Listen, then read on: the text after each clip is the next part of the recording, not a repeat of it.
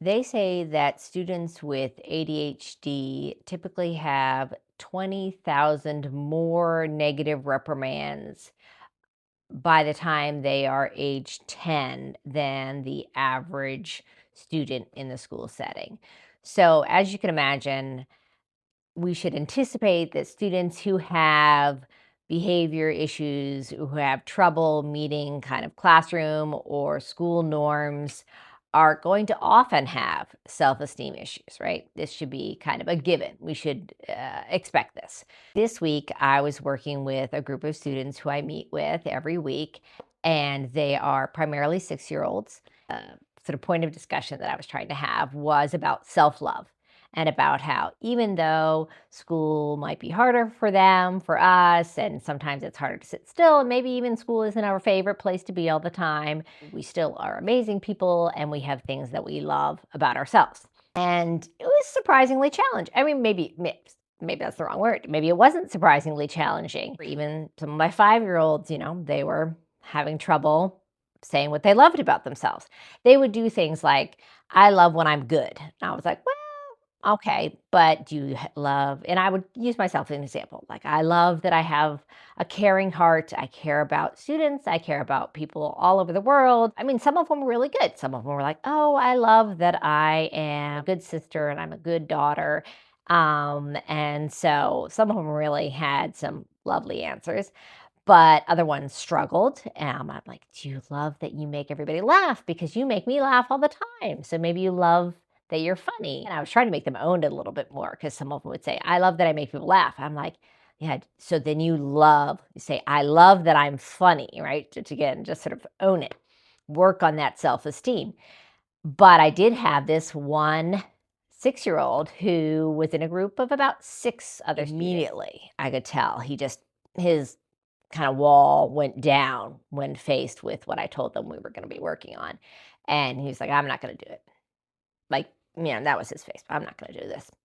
And then over the course of the conversation, maybe because he was slightly uncomfortable, he ended up getting in a little bit of a verbal argument with another student. So I kept him behind. First, we kind of talked about the argument that he had had with this other student. And then he started talking about it. He's like, I'm a troublemaker. This is what his feeling was in terms of this idea of what you love yourself. He's like, I'm a troublemaker.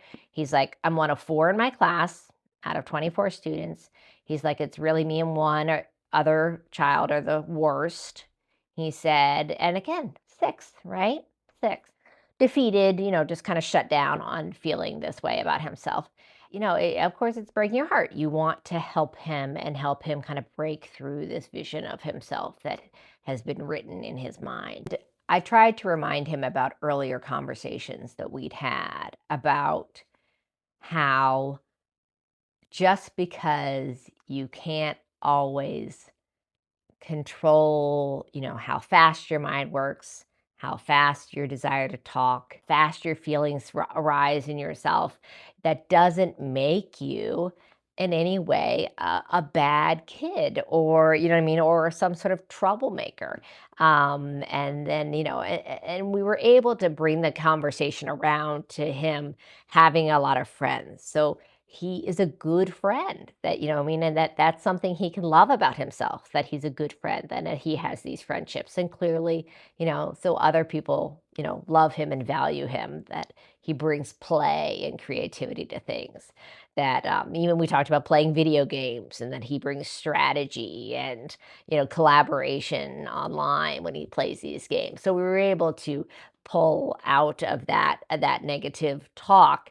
But I think it's just that reminder again that these kids who are, so often are ones that we struggle with and can get frustrated with, that if anything, we need to overcompensate on the praise side, because there is a cup that is being emptied, the cup of self-esteem, of self-regard, that we need to try to be refilling at the same time with praise, with lots of love, with lots of compassion at the same time, to keep these children in balance and to keep them still believing in themselves as wonderful people.